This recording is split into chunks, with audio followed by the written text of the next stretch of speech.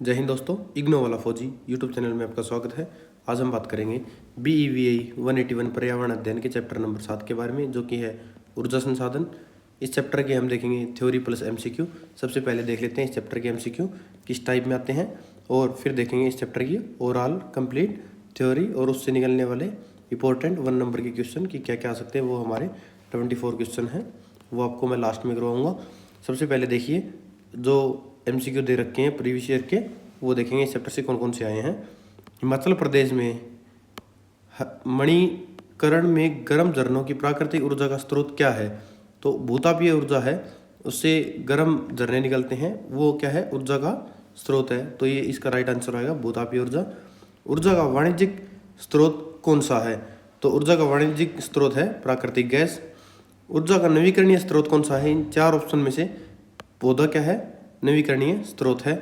परमाणु ऊर्जा एक खनिज आधारित ऊर्जा है जो मिलती है हमें यूरेनियम से। प्रदूषण मुक्त ऊर्जा का स्रोत कौन सा है? पवन ऊर्जा। तो इसमें क्या है? नवीकरणीय ऊर्जा जो दोबारा बनाई जा सकती है। कोयला एक बार खत्म हो जाएगा, न्यूक्लियर ऊर्जा एक बार यूज के बाद खत्म हो जाएगी, पेट्रोलियम खत्म होने वाले अनवीकरणीय है। तो पवन ऊर्जा हमारा राइट आंसर होगा। पवन ऊर्जा सबसे पहले किस राज्य ने विकसित की थी? तो गुजरात राज्य इसका राइट आंसर होगा। सबसे पहला जल विद्युत शक्ति संयंत्र कहाँ लगाया गया था? तो सबसे पहला कहाँ लगाया गया था? शिव समुद्रम में इसकी पहले बार इसको लगाया गया था। अनवीकरणीय ऊर्जा में OTE का मतलब क्या होता है? तो OTE का मतलब होता है समुद्र उष्मीय ऊर्जा। जो समुद्र से उष्मीय ऊर्जा निकलती है उसे बोलते हैं OTE। कौन सी ऊर्जा अनवीकरणीय स्रोत है?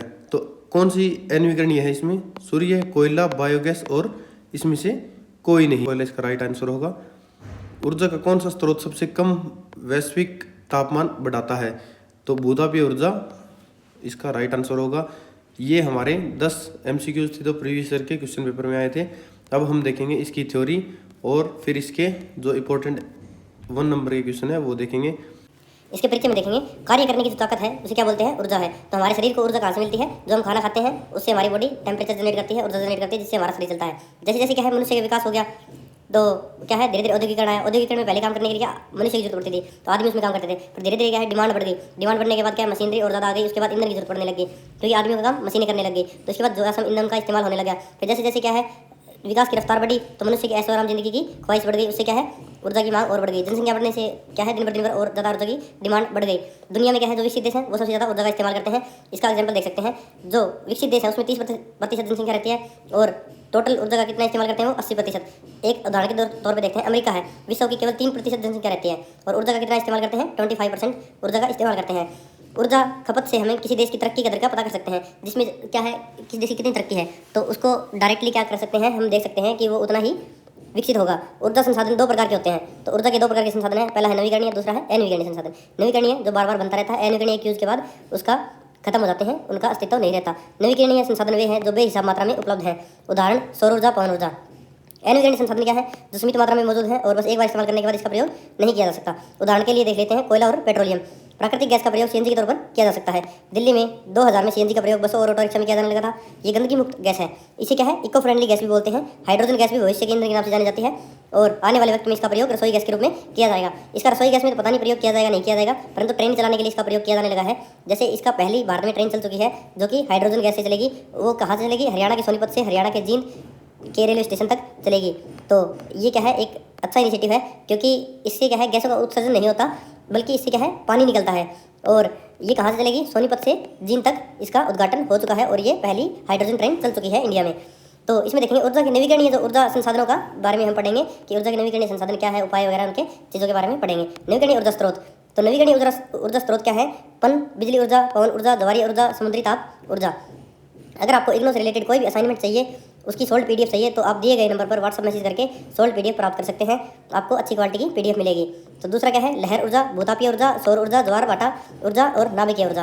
तो ये क्या सारी क्या है हमारी, सॉरी मैंने ऑप्शन टाइम में आपको एक गलत कराया था। नाभिकीय ऊर्जा क्या है? नवीकरणीय ऊर्जा है। तो अगला है, इसमें देखते हैं पन बिजली ऊर्जा क्या है। तो पन बिजली बहते हुए पानी से प्राप्त की जाती है। जैसे पानी बह रहा है उससे जो हम बिजली जनरेट करेंगे उसे क्या बोलते हैं? पन बिजली ऊर्जा। इस तकनीक से गतिशील पानी टरबाइन को टकराता है और टरबाइन घूमने से बिजली बनती है और बिजली पैदा होती है। दुनिया में कुल ऊर्जा की जरूरत का 25%, जो दुनिया में सारी ऊर्जा उत्पन्न होती है ना, उसका 25% क्या है? पन बिजली से प्राप्त होता है। यह ऊर्जा स्रोत क्या है? गंदगी से मुक्त है और सस्ता है। एक बार इसका इंस्टॉलेशन हो गया तो बार बार इससे बिजली बनती रहती है, कोई ईंधन की खपत नहीं होती और ये गंदगी मुक्त होती है। भारत में सबसे पहले पन बिजली ऊर्जा संयंत्र 1987 में दार्जिलिंग में बनाया गया था। इंपॉर्टेंट है, आप नोट कर लीजिएगा, आता है एग्जाम में, आया भी है। पवन ऊर्जा के बारे में पढ़ेंगे। बहती हुई हवा को वायु या पवन कहते हैं। हवा की रफ्तार मुख्यतः सूर्य ऊर्जा पर टिकी होती है। हवा की गति से पवन चक्कियां चलाई जाती हैं जो जनरेटर से जुड़ी होती हैं और बिजली पैदा होती है। क्या है? हवा चली और पवन चक्की स्थापित कर देते हैं, उससे क्या है? उनके पवन चक्की के पंख घूमते हैं, पंख से क्या है? टरबाइन घूमेगा और टरबाइन से क्या है? बिजली बनेगी। जिस इलाके में वायु की रफ्तार 25 किलोमीटर प्रति घंटा से ज़्यादा होगी वहाँ पवन ऊर्जा प्राप्त की जा सकती है। पवन ऊर्जा उत्पादन में सबसे पहले पवन चक्कियों का इस्तेमाल सन 1930 में हुआ था। गुजरात के लांबा में एक पवन ऊर्जा क्षेत्र बनाया गया है जो एशिया का सबसे बड़ा पवन चक्की क्षेत्र है। इसमें करीब 28 मेगावाट बिजली का उत्पादन होता है। भारत में पवन ऊर्जा की आंकी की क्षमता करीब 20,000 मेगावाट है, लेकिन अभी तक हम सिर्फ 1025 मेगावाट बिजली का उत्पादन ही कर रहे हैं। तो मतलब जो होनी चाहिए कर सकते हैं उससे बहुत ज़्यादा कम कर रहे हैं। पवन ऊर्जा प्रदूषण मुक्त है, पर्यावरणीय साथी है, फालतू पदार्थ मुक्त है, सस्ता स्रोत है, लेकिन इसके उत्पादन के लिए हमें ऐसे इलाकों की जरूरत है जहाँ हवाएं लगातार बहती रहती है, 24 घंटे चलती रहती हैं। अगला है ज्वारीय ऊर्जा। सूर्य और चंद्रमा के खिंचाव की शक्ति के कारण समुद्र में क्या है? दिन में 2 बार ऊंची लहरें उठती हैं जिससे ज्वार और 2 बार नीची लहरें आती हैं जिसे भाटा कहते हैं। जो ऊंची उठती है लहरें उन्हें बोलते हैं ज्वार, और जब नीची लहर आती है तब उसे क्या बोलते हैं? वापस नीचे आते हैं उसे भाटा। तो उसको कंबाइंड जो प्रोसेस है उसको क्या बोलते हैं? ज्वार भाटा। जब समुद्री लहरें अंदर आती हैं और वापस जाती हैं तो टरबाइन से टकराती हैं और जो ऊर्जा उत्पादक से जुड़ा होता है जिससे बिजली पैदा होती है। भारत में ये संयंत्र कैम्बे और कच्छ की खाड़ी, अंडमान और निकोबार द्वीप समूह में लगाए गए हैं। अगला है महासागरीय ताप ऊर्जा। सूर्य की किरणों के कारण समुद्र की ऊपरी सतह का ताप बढ़ जाता है जबकि गहराई का पानी का तापमान कम होता है। इसी तापमान के अंतर से ऊर्जा पैदा की जाती है। तापमान का अंतर 1000 मीटर की गहराई पर कम से कम 20 डिग्री या अधिक होना चाहिए। समुद्र की ऊपरी सतह से अमोनिया द्रव भेजा जाता है जो गर्मी के कारण वाष्प में बदल जाता है जिससे टरबाइन चलता है और बिजली पैदा होती है। सूर्य की गहराइयों में ठंडे पानी को पंपों से खींचकर अमोनिया को फिर से द्रव में बदला जाता है और यह क्रिया रिपीट में चलती रहती है। और ये इसके बारे में भारत में क्या है? भारत में अंडमान और निकोबार द्वीप समूह में महासागरीय ताप ऊर्जा संयंत्र लगाया गया है।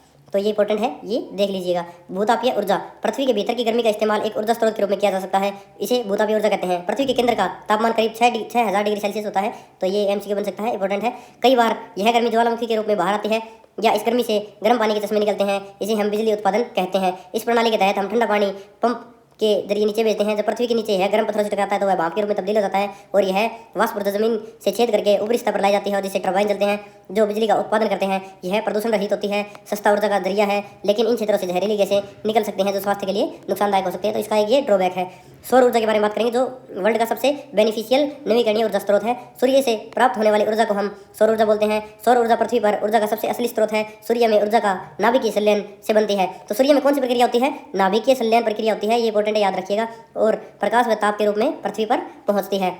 सौर ऊर्जा का प्रयोग हम 2 प्रकार की विधियों से कर सकते हैं। तो सौर ऊर्जा का प्रयोग कैसे कर सकते हैं? तापीय विधि से और प्रकाश विद्युत परिवर्तन की विधि से कर सकते हैं। इसमें हम तापीय विधि में सौर ऊर्जा गर्मी ऊर्जा में परिवर्तित होती है। उदाहरण के तौर पर सौर कुकर और सौर भट्टी से इसका उपयोग ला सकते हैं।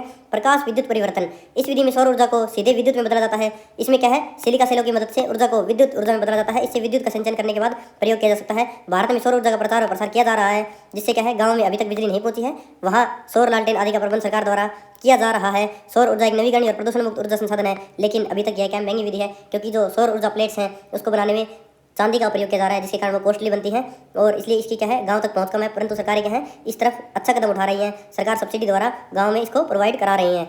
नाभिकीय ऊर्जा। आज पूरे विश्व में लगभग 15% ऊर्जा संबंधी जरूरतों की आपूर्ति नाभिकीय ऊर्जा से हो रही है। तो मतलब जितनी टोटल ऊर्जा है उसका 15% कौन दे रहा है? नाभिकीय ऊर्जा। रेडियोधर्मी पदार्थ जैसे यूरेनियम अपने आप खंडित हो जाते हैं और असीमित ऊर्जा छोड़ते हैं। इस उष्मा ऊर्जा को नाभिकीय संयंत्र में नियंत्रित कर वाष्प में बदला जाता है और जिससे क्या है? टरबाइन चलते हैं, विद्युत ऊर्जा उत्पन्न होती है। नाभिकीय ऊर्जा 2 प्रकार की क्रियाओं से मिलती है। पहला है नाभिकीय विखंडन, दूसरा है नाभिकीय संलयन। तो इसमें क्या है? पहला देख लेते हैं हम नाभिकीय जो ऊर्जा है उसका उपयोग कैसे करते हैं। तो नाभिकीय ऊर्जा क्या है? का उपयोग बिजली बनाने में, पनडुब्बियों को चलाने में, जलपोतों को चलाने में किया जाता है। पूरे विश्व में आज वर्ल्ड में देखें तो करीब 385 परमाणु संयंत्र बनाए गए हैं। अकेले अमेरिका में 85 परमाणु संयंत्र है। भारत में भी 6 परमाणु संयंत्र है। तो भारत में कितने हैं? 6। वर्ल्ड में कितने हैं? 385। अमेरिका में कितने हैं? 85। भाभा परमाणु केंद्र तारापुर जो महाराष्ट्र में है, कोटा परमाणु संयंत्र राजस्थान में है, कलपक्कम तमिलनाडु में है, नरोरा उत्तर प्रदेश में है, काकरापार गुजरात है। तो ये ध्यान रखिएगा, भारत में जो 6 है उसकी लिस्ट दे दी है और इसको आप देख सकते हैं। जो एग्जाम में आने के चांसेस हैं, ये इंपॉर्टेंट है, देख लीजिएगा। वो पूछेगा डायरेक्ट आपसे कलपक्कम नाभिकीय संयंत्र कहाँ है, ऊर्जा का स्रोत है जो, वो कहाँ मिलेगा? तमिलनाडु में मिलेगा। तो ये आपका राइट आंसर होगा। तो ये इसकी नाभिकीय विखंडन की एक रासायनिक प्रक्रिया है जिसे आप याद कर सकते हैं, परंतु एग्जाम में आने के चांस ना के बराबर नहीं आएगी। फिर भी एक बार देख लीजिए यूरेनियम कैसे विखंडित होता है। परमाणु ऊर्जा बहुत ही अनियंत्रित ऊर्जा है, लेकिन परमाणु संयंत्रों से इस ऊर्जा को नियंत्रित किया जा सकता है। परमाणु संयंत्र कितने प्रकार के होते हैं?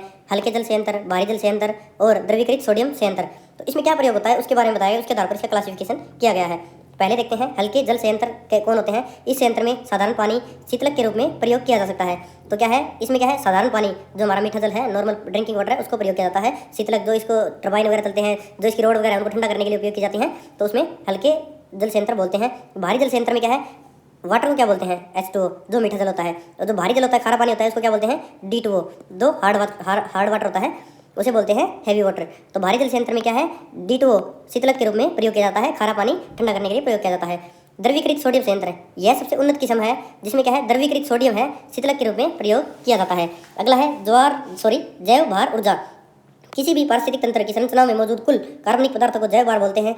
इसमें क्या है, सभी जैविक वस्तुएं और उनके उत्पादन आते हैं। जो सभी जैविक वस्तुएं हो गई और उनके उत्पादन है, उनको क्या बोलते हैं, कार्बनिक पदार्थ है, उससे क्या है, जैव भार बनता है। जैव भार ऊर्जा सूर्य की रोशनी, प्रकाश संश्लेषण की प्रक्रिया द्वारा बनाते हैं। लकड़ी को जलाने में इसका उपयोग पुराने काल से करते आ रहे हैं। जैव भार ऊर्जा निम्नलिखित प्रकार की है, पेट्रो पौधे, और अगला है कृषि, ग्रामीण और शहरी अपशिष्ट, जैव ईंधन, जैव गैस। तो ये क्या है, हमारे जैव भार ऊर्जा के स्रोत हैं। पेट्रोलियम वगैरह हो गए, पेट्रोलियम पदार्थ हैं, जो उनका उदाहरण क्या है, जेट्रोफा, जैव डीजल हमें मिलता है, ओ कैक्टस यूरो इत्यादि से हमें इनका प्राप्ति होती है। अगला है कृषि, ग्रामीण और शहरी अपशिष्ट, जो कृषि हो गई, खेती से जुड़े हैं, और जो ग्रामीण क्षेत्र है उनसे जो प्राप्त कचरा होता है, अपशिष्ट होता है, उससे, जैसे कि उदाहरण के तौर पर मान लो भूसा, गन्ने के छिलके आदि को जलाकर तो बिजली प्राप्त की जाती है ना, इसी तरह शहरी कचरे को जलाकर उससे विद्युत परिवर्तित किया जा सकता है। अगला है जैव ईंधन।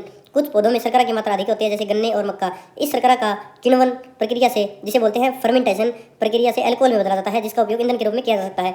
ये इंपॉर्टेंट है क्योंकि आज के दिन प्रेजेंट में चल रहा है। आपने सुना होगा E20 फ्यूल, आपने न्यूज़ में देखा होगा, मीडिया में देखा होगा, सोशल मीडिया में देखा होगा। E20 फ्यूल क्या है, हमारे पास 100% पेट्रोलियम पदार्थ है।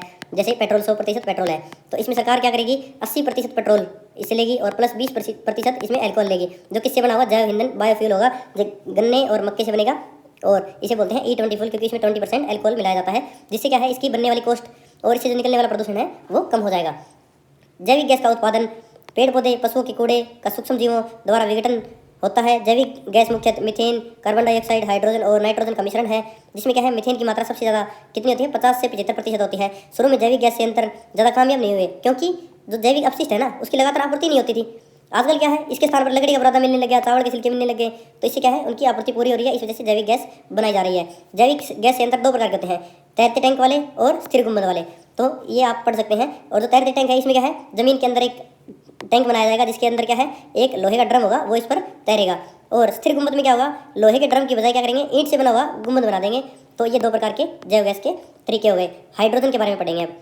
इसे क्या है, भविष्य का ईंधन कहा जाता है, जो ऊपर हम पढ़ चुके हैं। अनवीकरणीय ऊर्जा संसाधन किसे कहते हैं, तो पहले पढ़ा हमने सबसे पहले नवीकरणीय, अब पढ़ेंगे अनवीकरणीय। जिसके निर्माण में प्रकृति को करोड़ों वर्ष लग जाते हैं, यह सीमित मात्रा में उपलब्ध है और एक बार उपयोग के बाद इसे दोबारा उपयोग में नहीं लाया जा सकता। तो इसे क्या है, हमें सोच समझकर उपयोग में लाना होगा, ताकि आने वाली पीढ़ियां भी इसका इस्तेमाल कर सकें। तो अनवीकरणीय स्रोत कौन से हैं, कोयला, पेट्रोलियम, प्राकृतिक गैस, ये इसके क्या है, स्रोत हैं। कोयला क्या है, एक जीवाश्म ईंधन है। पृथ्वी पर कितने साल पहले बना, 6000 बिलियन टन कोयला उपलब्ध है और हजारों करोड़ों वर्ष इसको बनने में लगे। भूगर्भीय हलचलों के कारण विशाल जंगलों के जमीन में दब गए। जैसे क्या है, पृथ्वी पर कोई हलचल हुई होगी तो जंगल थे पहले, वो क्या है, पृथ्वी के अंदर दब गए, और उसमें दबने के कारण करोड़ों साल लगे, वर्षों जो वृक्ष है ना, उसके अवशेष क्या है, ऊर्जा के रूप में बदल गए, और उससे क्या हुआ, कोयला बन गया। कोयले भी कितने प्रकार के हैं, 4 प्रकार के हैं। पहला है पीट कोयला, दूसरा है लिग्नाइट, बिटुमिन्स कोयला, इसे बोलते हैं पक्का कोयला भी। भारत में जो कोयला पाया जाता है वो कहाँ पाया जाता है, बिहार में, बंगाल में, उड़ीसा के प्रांत में। और यह कोयला कौन से प्रकार का होता है, बिटुमिन्स कोयला, जो भारत में मिलता है। कोयले का प्रयोग पहले भाप के इंजनों को चलाने में किया जाता था। आजकल इसका उपयोग क्या है, ताप या विद्युत ऊर्जा बनाने में किया जाता है, बिजली बनाने में इसका उपयोग किया जाता है। पेट्रोलियम शब्द 2 शब्दों से बना है, पेट्रो प्लस ओलियम। कोयले से ज़्यादा ऊर्जा पेट्रोलियम में होती है। पेट्रोलियम भी एक जैविक ईंधन है, जो करोड़ों साल पहले समुद्र में जीवों के सड़ने से बना। आज भी अरब सागर में, अरब देशों में इनसे तेल की बूंदें प्राप्त की जाती हैं। तेल के कुएं होते हैं, जिससे हमें कच्चा तेल मिलता है, और जिसे बाद में हम क्या है, रिफाइनरी में यूज़ करके उससे अलग अलग पदार्थ बनाते हैं। इसे क्या बोलते हैं, तरल सोना भी बोलते हैं, जो इंपॉर्टेंट है, आ सकता है, आप देख लीजिएगा। इसे रिफाइनरी में साफ करके क्या प्राप्त करते हैं, LPG, मोम, ग्रीस, एल्साइड, पेट्रोल, डीजल। विश्व के बहुत से देशों में खनिज तेल के भंडार हैं। भारत में तेल के भंडार सबसे ज़्यादा कहाँ पाए जाते हैं, डिगबोई असम में, बॉम्बे हाई महाराष्ट्र में इसकी सबसे ज़्यादा उपलब्धता है। जो प्राकृतिक गैस है, प्राकृतिक गैस में मुख्य रूप से मीथेन 95% होती है, तथा इथेन और प्रोपेन होता है। यह मुख्यतः तेल के कुएं के साथ पाई जाती है, लेकिन कुछ कुओं में सिर्फ प्राकृतिक गैस ही पाई जाती है। इसकी ज्वलनशीलता अधिक होती है तथा प्रदूषण कम होता है। भारत में प्राकृतिक गैस के विशाल भंडार हैं। रिलायंस ऊर्जा लिमिटेड ने गुजरात में प्राकृतिक गैस के भंडार का पता लगाया है। इसका भारत में उपयोग मुख्यतः खाद्य कारखानों में होता है। अगला देखेंगे, कोयला है, उसके खनन के मुख्य खतरों को, मतलब कोयला है उसको खनन करके जो निकालते हैं ना, उसमें खतरे कौन कौन से होते हैं। खान में पानी भर जाता है, जहरीली गैसें का रिसाव हो जाता है, ऑक्सीजन की कमी हो जाती है और खान कर्मी क्या है, बीमार हो जाते हैं, अलग अलग प्रकार की बीमारी हो जाती है। खनन के समय मलबा उनके ऊपर गिर जाता है तथा मजदूर दबके मर जाते हैं। कोयला संसाधनों का बचाव किस प्रकार किया जा सकता है। तो कोयला संसाधन के बचाव कैसे हैं, खान खोदने की अत्यधिक विकसित तकनीक होनी चाहिए, जो ताप और ऊर्जा के साथ दोनों का उपयोग करने का एक कुशल तकनीक विकसित की जाए। खानों की जोखिमों, आग लगाना, मलबा गिरना, पानी भरना आदि आशंकाएं दूर की जाए। उद्योग में ताप ऊर्जा के स्थान पर बिजली से चलने वाले इंजन चलाए जाएं। भोजन आदि पकाने के लिए सौर ऊर्जा, गोबर गैस, कुकिंग गैस का प्रयोग किया जाए, जिससे कोयले का प्रयोग कम से कम हो। तो कोयला संसाधन का बचाव ज़्यादा होगा, इससे हम बचा सकते हैं। इसे विद्युत का उत्पादन किन किन ईंधनों से प्राप्त होता है। तो विद्युत का उत्पादन होता है वो किन किन ईंधनों से हम कर सकते हैं और मुख्य प्रकार इनके बताइए। कोयला और कच्चा तेल जलाकर क्या है, हम हीट पैदा करेंगे, हीट से पानी को भाप में कन्वर्ट करेंगे, भाप से टरबाइन चलेंगे और बिजली का उत्पादन होगा। यूरेनियम, रेडियम जैसे परमाणु खनिजों का विखंडन करके हम ऊंचाई से गिरते हुए जल को टरबाइन जलाकर बिजली पैदा की जाती है। इस तरह उत्पन्न विद्युत को क्रम से क्या बोलते हैं, जल विद्युत, तापीय विद्युत और परमाणु विद्युत बोला जाता है। ये हम ऑलरेडी पढ़ चुके हैं। अगला देखेंगे, तापीय विद्युत क्या होती है, इस विद्युत का उत्पादन पर्यावरण के अनुकूल क्यों नहीं है। तो तापीय विद्युत ऊपर हम अगले पहले वाले क्वेश्चन में पढ़ी थी। अब इसमें देखेंगे, सामान्यतः क्या है, तापीय विद्युत उन प्रदेशों में पाई जाती है, पैदा की जाती है जहाँ की दशाएं जल विद्युत उत्पन्न करने के अनुकूल ना हो। कहाँ पर उत्पन्न की जाती है, जहाँ पर क्या है, जल विद्युत उत्पन्न ना की जा रही हो, वहाँ के सोर्सेज कम हो, तो वहाँ पर क्या है, तापीय विद्युत उत्पन्न की जाती है। अकेली जल विद्युत से बिजली की मांग की पूरी न हो रही हो। पर्यावरण प्रतिकूलता, इसके क्या दुष्प्रभाव है। पर्याप्त स्थान की जरूरत पड़ती है, जल उष्मक और कोयले भट्टी के प्रयोग की जाती है। राख और अन्य कचरों का जो विसर्जन है उसमें खर्च बढ़ता है। विस्फोट आदि का खतरा बना रहता है। ताप के कारण पड़ोस की वायु गर्म हो जाती है, जो आसपास की वायु है वो गर्म हो जाती है। मजदूरों को कार्य करने में परेशानी होती है। भट्टी में जलने वाले जो कोयले में मौजूद जहरीली गैसें हैं वो वातावरण को प्रदूषित करती है। जो परमाणु विद्युत है उसके बारे में बात करेंगे। परमाणु खनिजों के विखंडन से प्राप्त ऊर्जा को परमाणु विद्युत कहते हैं। प्रमुख परमाणु खनिज यूरेनियम और थोरियम है। यहाँ ऊर्जा कोयले से प्राप्त तापीय ऊर्जा की तुलना में सस्ती पड़ती है। 1 किलोग्राम यूरेनियम से 27,000 टन कोयले के बराबर ऊर्जा प्राप्त की जा सकती है। यह साधन वायु को प्रदूषित नहीं करता और वातावरण में जो गर्मी पैदा होती है कोयले के कारण वो इसमें कम होती है और कष्टदायक भी नहीं बनाता। परमाणु ऊर्जा किन दो प्रकार की होती है, और यह है पहला नाभिकीय विखंडन, नाभिकीय संलयन, जो ऊपर हम बात कर चुके हैं। भारत में स्थित परमाणु ऊर्जा के केंद्र के नाम बताइए। तो ये इंपॉर्टेंट है सबसे, तो ये आप देख लीजिएगा, ये आ सकता है। परमाणु ऊर्जा का संयंत्र है, मैं पहले उसका क्या है नाम बताऊंगा, फिर वो कहाँ स्थापित है वो बताऊंगा। जो तारापुर परमाणु शांति ग्रह है ये कहाँ पर है, महाराष्ट्र में है। राणा प्रताप सागर बांध कहाँ है, राजस्थान में है। कलपक्कम कहाँ है, तमिलनाडु में है। नरोरा शक्ति ग्रह उत्तर प्रदेश में है। काकापारा परमाणु शक्ति संयंत्र कहाँ है, गुजरात में है। जो कैका परमाणु शक्ति ग्रह है वो कर्नाटक में। टोटल कितने हैं, ये 6 है, जिसे आप ध्यान से देख लीजिएगा। एस से आप क्या समझते हैं, एस किसे बोलते हैं, आर्थिक मूल्य के ठोस और प्राकृतिक रूप में पाए जाने वाले खनिज समूह जिसे लाभकारी ढंग से एक अथवा अधिक धातु से प्राप्त होते हैं, एस कहलाते हैं। तो एस किसे बोलते हैं, इसकी डेफिनेशन आप देख लीजिएगा। इससे क्या है, जो इस चैप्टर से इंपॉर्टेंट हमारे जो एक नंबर एक क्वेश्चन निकले हैं उसके बारे में बात करेंगे। संसाधनों के संरक्षण से आप क्या समझते हैं, संसाधनों का बचाव करना संरक्षण बोलते हैं उसे। संसाधनों के दोहन की दक्षता और उसमें बेतहास वृद्धि किन परिस्थितियों से हुई है। तो संसाधनों का दोहन किन कारणों से हुआ है, जनसंख्या की वृद्धि, जनसंख्या विस्फोट बोलते हैं। तकनीकी एवं औद्योगिक क्रांति के कारण, भौतिक शैली तथा संसाधनों को प्रबंधन के कारण संसाधनों का अतिदोहन हुआ है। प्राकृतिक संसाधनों से आप क्या समझते हैं, जो हमें संसाधन प्रकृति से प्राप्त होते हैं उसे प्राकृतिक संसाधन बोलते हैं।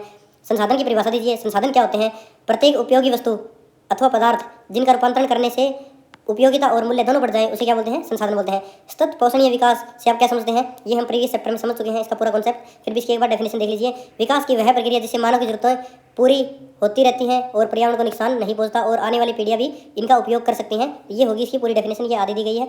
चक्रीय संसाधन क्या होते हैं, स्पष्ट कीजिए। ऐसे संसाधन जिन्हें प्रयोग के बाद साफ करके बार बार उपयोग में लाया जा सकता है, जैसे कबाड़, लोहा, ठोस और कचरा इत्यादि। इससे क्या है, एक बार लोहे है, लोहे कुछ बना लिया वो टूट गया, कबाड़ में बेच देंगे, वो क्या करेंगे, इसे लोहे को पिघलाकर कुछ और बना देंगे, तो ये क्या है, चक्रीय संसाधन है। जैव भौतिक पर्यावरण के उदासीन उपादान संसाधन कैसे बनते हैं, तो इन उदासीन उपादानों को वस्तुओं और सेवाओं में बदलकर उनका प्राकृतिक संसाधन के रूप में प्रयोग करके। इस कथन को आप कहाँ तक सही मानते हैं कि संसाधन केवल प्राकृतिक पदार्थ होते हैं। केवल प्राकृतिक पदार्थ ही संसाधन नहीं होते, बल्कि गुणी और कुशल जनसंख्या भी मानव संसाधन की संरचना है। तो केवल क्या है, प्राकृतिक पदार्थ ही संसाधन नहीं होते, क्या है, गुणी और कुशल जनसंख्या मानव संसाधन की संरचना है। समाज के वैज्ञानिक और प्रौद्योगिकी विकास का स्तर सांस्कृतिक संसाधन का निर्माण करती है। हस्तांतरणीय संसाधनों में आपका क्या अभिप्राय है, वे प्राकृतिक संसाधन जिन्हें अपने स्थान से हटाया नहीं जा सकता और उनका वहीं विकास किया जा सकता है, जैसे भूमि हो गई, भूमि को एक जगह से दूसरी जगह नहीं ले जा सकते। भू आकारिकी और समुद्री तट इत्यादि इसे क्या बोलते हैं, हस्तांतरणीय संसाधन बोलते हैं। उपयोग की निरंतरता व अंतिमता के आधार पर संसाधनों के 3 वर्ग कौन कौन से हैं? तो संसाधनों के 3 वर्ग हैं, नवीकरणीय, अनवीकरणीय और चक्रीय संसाधन। सांस्कृतिक संसाधनों से आप क्या समझते हैं? सांस्कृतिक संसाधन किन्हें बोलते हैं? उपकरण, यंत्र, विधियां और ज्ञान का समुच्चय जिनके माध्यम से हमें अपने उद्देश्यों की पूर्ति करते हैं, सांस्कृतिक संसाधन कहलाते हैं। तो सांस्कृतिक संसाधन की अलग डेफिनेशन है, थोड़ा ध्यान से देखिएगा। जो हम उपकरण उपयोग कर रहे हैं, जो यंत्र है हमारे पास, जो तरीके हैं, विधियां हैं और जो हमें ज्ञान है, उसका समुच्चय टोटल मिला के उसका उपयोग करके हम क्या है अपने उद्देश्य की पूर्ति करते हैं, उसे क्या बोलते हैं? सांस्कृतिक संसाधन। तो सभी को मिलाकर और उस तरीके से जो करते हैं उसे बोलते हैं सांस्कृतिक संसाधन। उद्भव के आधार पर संसाधनों को 2 वर्गों के नाम बताइए। जो उद्भव के आधार पर जैविक जिसे कार्बनिक भी बोलते हैं, अजैविक जिसे अकार्बनिक बोलते हैं, ये 2 प्रकार के हमारे वर्ग हैं संसाधनों के। इनमें से कौन सा संसाधन अजैव है? पक्षी, वन, जल और घास भूमियाँ। तो इसमें क्या है? पक्षी, वन और घास भूमियाँ ये क्या है? हमारा जैव संसाधन है, और जो जल है वो अजैव संसाधन है। जैव और अजैव संसाधनों के 3 उदाहरण दीजिए। तो जैव संसाधन कौन से हैं? कार्बनिक जिसे बोलते हैं वन्य, पशु, पक्षी और वन। अजैव किसे बोलते हैं? जल, चट्टानें तथा खनिज पदार्थ। इसके 3 उदाहरण हो गए। इसके आधार पर आप इसकी डेफिनेशन भी एक्सप्लोर कर सकते हैं। ऊर्जा संसाधनों में कौन कौन सी चीज़ें आती हैं? तो ऊर्जा संसाधन हो गए। तो ऊर्जा संसाधन में लकड़ी, कोयला, पेट्रोलियम, प्राकृतिक गैस, जल विद्युत, सौर ऊर्जा, परमाणु ऊर्जा, ज्वारीय ऊर्जा, पवन ऊर्जा इत्यादि आते हैं। कच्चा माल किन 3 प्रकार के संसाधनों से प्राप्त किया जा सकता है? खनिजों से, वनस्पतियों से और पशु एवं जीव जंतुओं से। खाद्य पदार्थ का प्रदान करने वाले संसाधन के 3 वर्ग बताओ। तो खाद्य पदार्थ हमें है वो किन प्रकार के 3 संसाधनों से मिलता है? वर्ग। तो पहला हमें खनिजों से मिलता है जैसे नमक इत्यादि हो गया। दूसरा वनस्पतियों से मिलता है जिससे हमें खाद्यान्न हो गए। और लास्ट हमें पशु एवं जीव जंतुओं से मिलता है जिससे हमें मांस और अंडे प्राप्त होते हैं। समाप्त है किंतु एक बार उपयोग के योग्य संसाधनों का उदाहरण दीजिए। तो ये है अनवीकरणीय संसाधन। इसमें आ गया कोयला, पेट्रोलियम, प्राकृतिक गैस और अधात्विक खनिज। समाप्त है जो समाप्त हो सकते हैं किंतु पुनः उपयोग के योग्य संसाधन बताइए। चक्रीय जिसे बोलते हैं रत्न, मणि, खनिज, लोहा, तांबा, टीन, सोना, चांदी इत्यादि। असमाप्त है किंतु दुष्प्रयोजनीय संभावित संसाधनों के उदाहरण दीजिए। भूमि, वन्य जीव, जल संसाधन। समाप्त नहीं होते परंतु उसका दुष्प्रयोग हो सकता है, तो उसे बोलते हैं भूमि, वन्य और जल संसाधन हो गए। संपोषणीय और नवीकरणीय संसाधनों का उदाहरण दीजिए। तो इसमें कौन से आ गए? इमारती लकड़ी, जनसंख्या, भूमि की उर्वरता, भूमिगत जल इत्यादि। संपोषणीय लेकिन अनवीकरणीय संसाधनों के उदाहरण दीजिए। तो इसमें आ गए मृदा के भौतिक पदार्थ, मानव प्रतिमा, प्रज्ञा, अनेक प्रकार की मछलियाँ, वृक्ष इत्यादि इसमें आ गए। उद्भव के आधार पर संसाधनों के 2 प्रमुख वर्ग कौन से हैं? जैविक अथवा कार्बनिक संसाधन। अगला है अजैविक, ये हम ऊपर पढ़ चुके हैं। उपयोग के उद्देश्य के आधार पर संसाधनों के 3 मुख्य वर्ग कौन कौन से हैं? ऊर्जा संसाधन, कच्चा माल और खाद्य पदार्थ। इसी प्रकार ये चैप्टर हमारा कंप्लीट हो गया, जिसमें हमने 24 1 नंबर के क्वेश्चन देखे तथा 10 जो प्रीवियस ईयर के क्वेश्चन आए थे वो देखे और इसकी पूरी हमने थ्योरी पढ़ी। तो ये हमारा चैप्टर नंबर 7 था जो कि ऊर्जा संसाधन से रिलेटेड था। अगर आपको इग्नो से रिलेटेड कोई असाइनमेंट चाहिए तो दिए गए नंबर पर व्हाट्सएप मैसेज करके आप प्राप्त कर सकते हैं। चैनल को आपने सब्सक्राइब नहीं किया है तो चैनल को सब्सक्राइब कर लें और वीडियो को लाइक जरूर करें। मिलते हैं चैप्टर नंबर 8 में, तब तक के लिए जय हिंद, जय भारत।